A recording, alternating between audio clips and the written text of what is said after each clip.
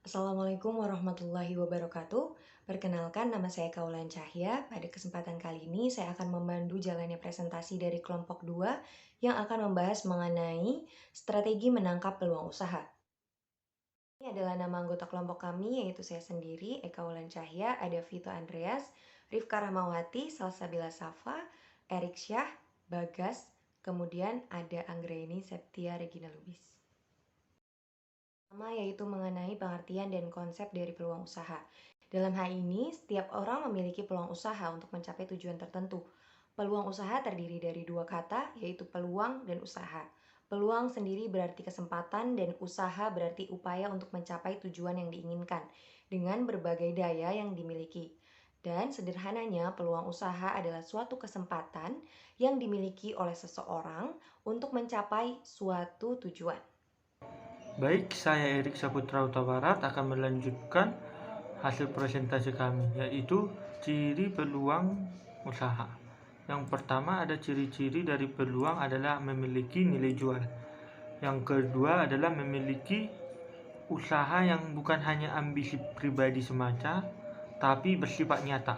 Yang ketiga, usaha tersebut harus mampu bertahan lama di pasar. Janganlah usaha tersebut bertahan hanya sekitar dalam jangka waktu pendek atau hanya untuk rencana jangka pendek.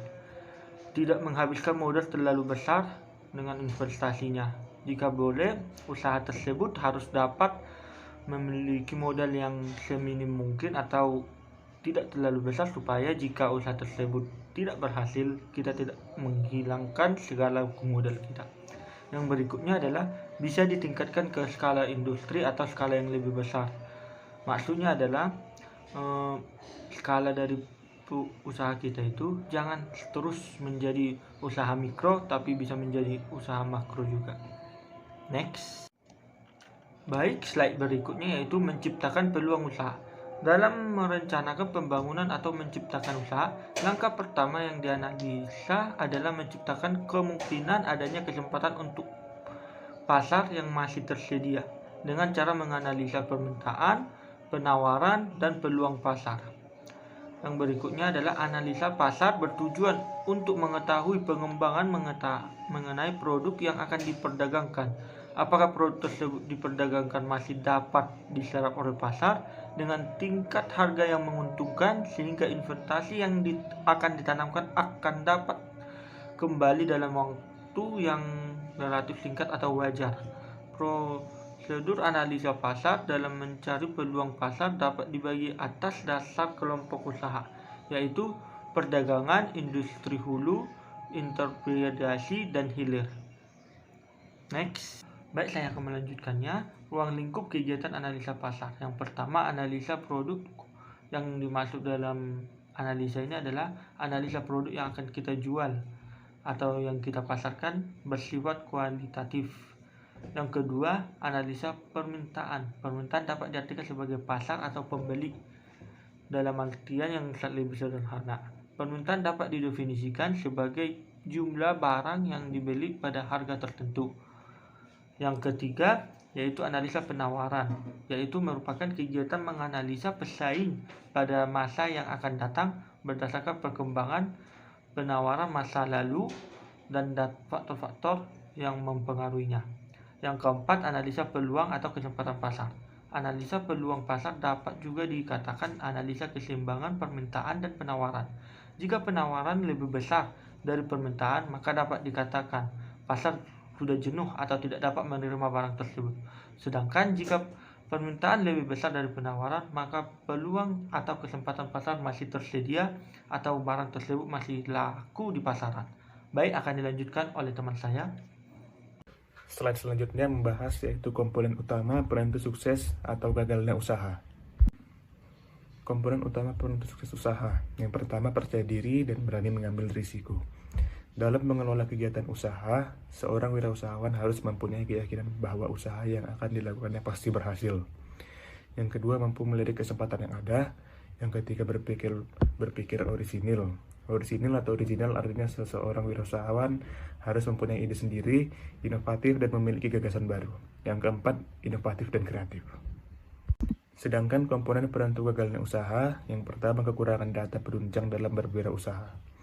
pada saat melakukan penelitian data dan informasi yang disajikan kurang lengkap, sehingga hal-hal yang seharusnya menjadi penilaian tidak ada. Yang kedua, tidak teliti dan salah perhitungan. Dan yang ketiga, pelaksanaan yang salah dan kondisi lingkungan usaha. Yang selanjutnya yaitu keunggulan kompetitif bagi usahawan, yang pastinya yang pertama melindungi, mendorong, dan sebagai kekuatan. Persaingan bisa menjadi kekuatan untuk mendorong penggunaan sumber daya ekonomi dan metode pemanfaatannya secara efisien. Materi selanjutnya yaitu strategi memilih jenis usaha. Memilih jenis usaha merupakan hal yang penting dalam proses menangkap peluang usaha. Ketepatan pemilihan jenis usaha diperlukan agar bisnis yang dijalankan dapat dikelola dengan baik dan sesuai dengan kebutuhan konsumen. Sebelum itu, diperlukan pengenalan jenis usaha, diri pribadi, dan lingkungan yang cocok untuk dikembangkan menjadi ide usaha melalui strategi pemilihan usaha yang tepat. Salah satu alat untuk mengukur semua hal yang mungkin dan tidak mungkin dilakukan oleh usahawan sebagai penilaian awal dan pemberian informasi penting, yaitu menggunakan analisis terhadap kelemahan, kekuatan, peluang, dan ancaman terhadap kaitannya dengan ide usaha yang dikembangkan. Beberapa strategi dalam memilih jenis usaha yang dapat diterapkan yaitu sebagai berikut.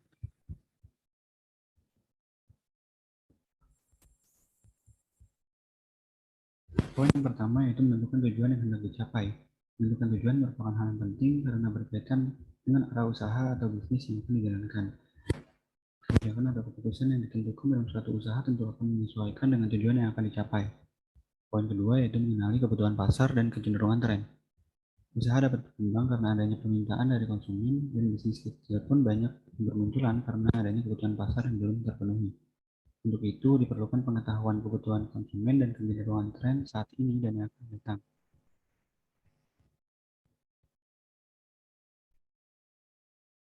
Poin ketiga yaitu membuat daftar ide usaha. Menuliskan ide usaha atau jenis usaha yang ada dapat mengembangkan gagasan wirausahawan dalam memulai usaha.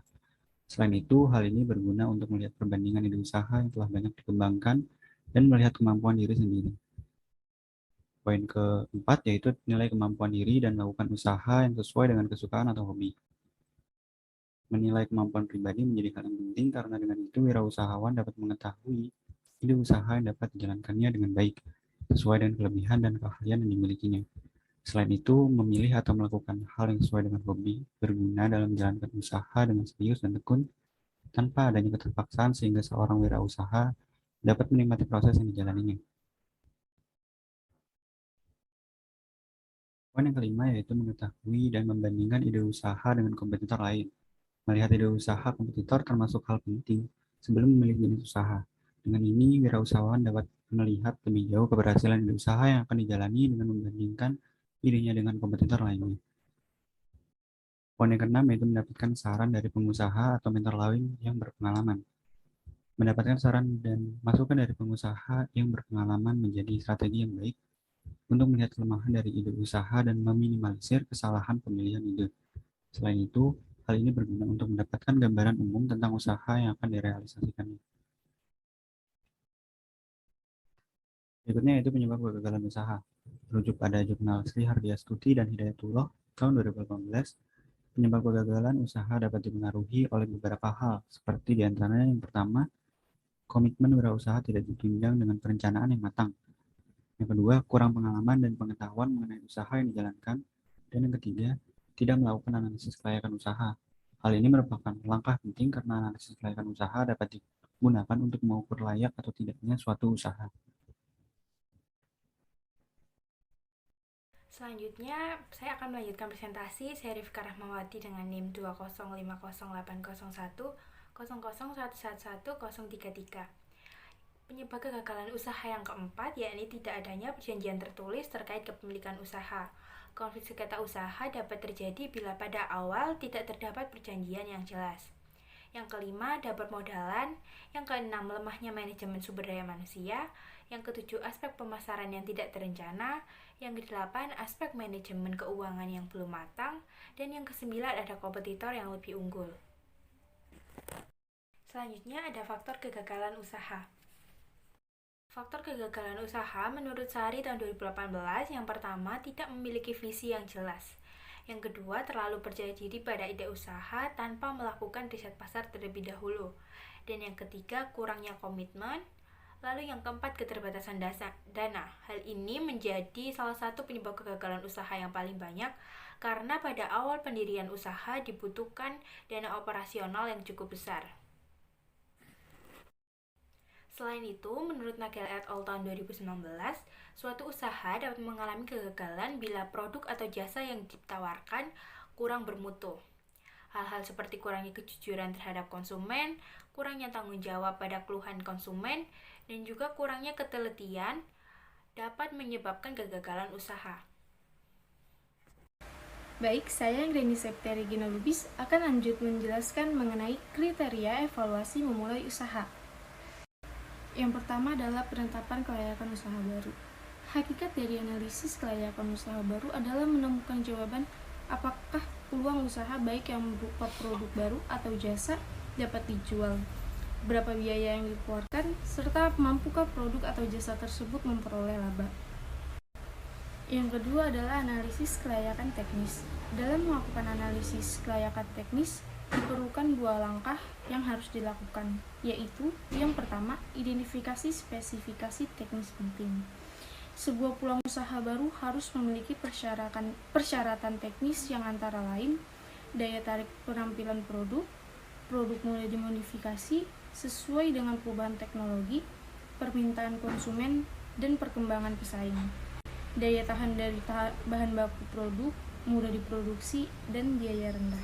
Selanjutnya yaitu adalah uji coba produk atau jasa. Setelah produk dianalisis secara teknis, perlu dilakukan uji coba produk dalam rangka untuk memperoleh jaminan bahwa produk atau jasa tersebut dapat memenuhi permintaan konsumen. Yang ketiga adalah penilaian peluang pasar. Perlu adanya riset pasar untuk menemukan pasar yang menguntungkan, memilih produk yang dapat dijual, menerapkan teknik pemasaran yang lebih baik, dan merencanakan sasaran yang realistis. Riset pasar dapat membantu dalam hal menemukan pasar yang menguntungkan, memilih produk yang dapat dijual, menentukan perubahan dalam perilaku konsumen, meningkatkan teknik-teknik pemasaran yang lebih baik, merencanakan sasaran yang realistis. Selanjutnya, penilaian kemampuan organisasional. Hal yang perlu diperhatikan adalah jenis keterampilan, jenis organisasi, keterampilan yang dibutuhkan dalam penerapan usaha baru yang efektif, dan keterampilan dan bakat yang dibutuhkan jika usaha baru tersebut mulai berhasil dan tumbuh. Kemudian analisis persaingan, yaitu dengan identifikasi berbagai strategi dan taktik yang digunakan pesaing, kemudian identifikasi keuntungan persaingan tertentu dari usaha yang dilaksanakan, dan yang terakhir identifikasi pesaing besar potensial. Berikut ini adalah referensi yang kami jadikan acuan dalam pembahasan kali ini. Terima kasih atas perhatiannya, semoga bermanfaat. Kami mohon maaf apabila masih ada kekurangan.